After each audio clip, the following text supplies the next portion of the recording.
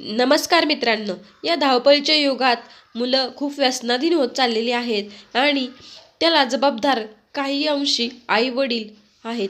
पूर्णपणे समाजाला दोष देऊन उपयोग नाही. तर अशीच एक सत्य घटना घडलेली आहे आणि तीच आज मी तुमच्याशी शेअर करत आहे. तर झालं असं, हॉस्पिटलमध्ये ड्युटीला होतो आणि ICUमध्ये प्रत्येक पेशंट मृत्यूशी झुंज देत जगण्याची धडपड करत होतं किंवा बरं होण्याची धडपड करत होतं आणि नर्स आपलं काम व्यवस्थितपणे पार पाडत होत्या. अशातच एक ॲम्ब्युलन्सचा हॉर्न वाजत आला आणि नर्स, डॉक्टर्स, सगळा स्टाफ तिकडे पळत सुटला. पाहतात तर काय, 25 वर्षाचा मुलगा पूर्ण बेडरेड होता आणि नंतर त्याला आत आणलं. इमर्जन्सीमध्ये त्याला ॲडमिट करून घेतलं.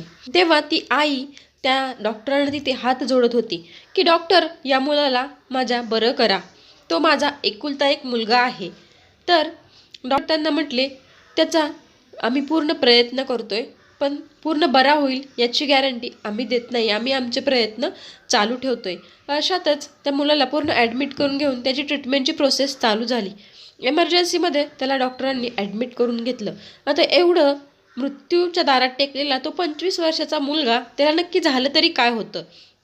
नंतर डॉक्टरांनी विचारपूस करायला सुरुवात केली. तेव्हा त्याच्या आईने जे सांगितलं ते तिच्या तोंडून, ते तुम्हाला मी आज सांगते. तर ती आई म्हणाली, त्याचे वडील लहान असताना वारले आणि मी दारूचा धंदा सुरू केला आणि त्यात माझ्या मुलाला तिथं दारूच्या अड्ड्यावर मी बसवायला सुरुवात केली. नंतर हळूहळू तो मुलगा 5वी-6वीत असतापासूनच दारू प्यायला सुरुवात केली आणि अशातच तेव्हापासून तो दारू प्यायला सुरुवात केली. त्याने शाळा शिकला नाही, शाळा सोडून दिली. तो तेव्हापासून दारू पितोय आणि तो आज त्याचा पूर्ण लिव्हर खराब झालेला होता आणि तो मृत्यूशी झुंज देत होता. 25 वर्षाचा मुलगा पूर्ण बेडरेड होता. त्याला स्वतः उठून खातासुद्धा येत नव्हतं. त्याला आरटीने त्याला मेडिसिन आणि ज्यूस वगैरे दिलं जात होतं. ती तडप आई तिच्या डोळ्यांनी पाहत होती. त्यातच ती म्हटली, त्यात तो मुलगाच म्हटला, ही चूक आईची आहे.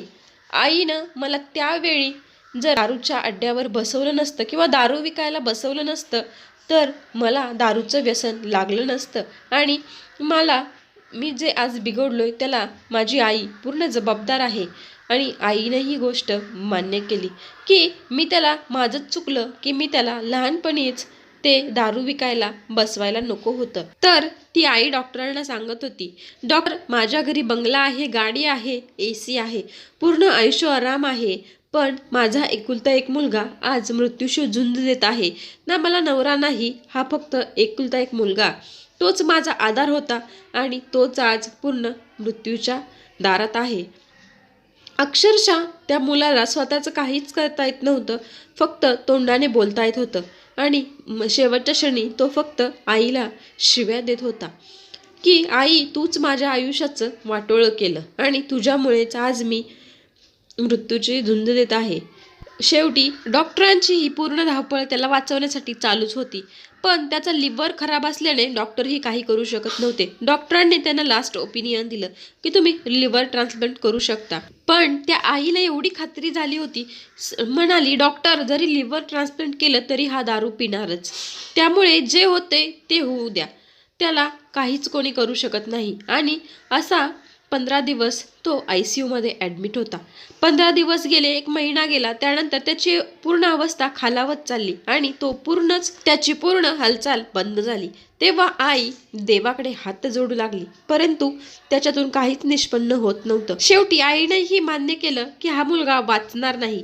मग ती डॉक्टरांना सरळ म्हणाली, डॉक्टर, याला ICUमधून बाहेर काढा, मला माहिती आहे हा वाचणार नाही आणि जरी याचं लिव्हर ट्रान्सप्लांट केलं तरी तो दारू पिणारच, त्याच्यामुळे त्याला ICUमधून बाहेर काढा आणि जेवढा दिवस जगणार आहे तेवढा दिवस आमच्यासोबत राहू द्या. डॉक्टरांनीही ते मान्य केलं आणि त्याला ICUमधून बाहेर न काढता मध्येच ठेवलं आणि त्याच्यावर पूर्ण जोपर्यंत आहे तोपर्यंत लक्ष दिलं. शेवटी जो व्हायचं ते झालं. तो एक दिवस मुलगा तडफडून त्याचा मृत्यू झाला. त्या आईनं स्वतःच्या डोळ्यानं बघितलं. हे मला आईवडिलांना एवढंच सांगायचं आहे, मुलांना लहान वयात योग्य ते संस्कार द्या, योग्य ते वळण लावा. आपली परिस्थिती काय आहे आणि आपण करतोय काय याची जाणीव मुलांना झाली पाहिजे. हातातून वेळ निघून गेल्यावर ती आई म्हणत होती, चुकी माझीच आहे. तेव्हा तिनं मान्य केलं. पण ज्या वेळेत मान्य करायचं होतं किंवा ज्या वयात त्याला घडवायचं होतं त्या वयात ती तिथं चुकली. या घटनेतून काही शिकायला मिळत असेल तर नक्कीच मला कमेंटमध्ये सांगा आणि ही घटना कशी वाटली तुम्ही मला नक्की कमेंट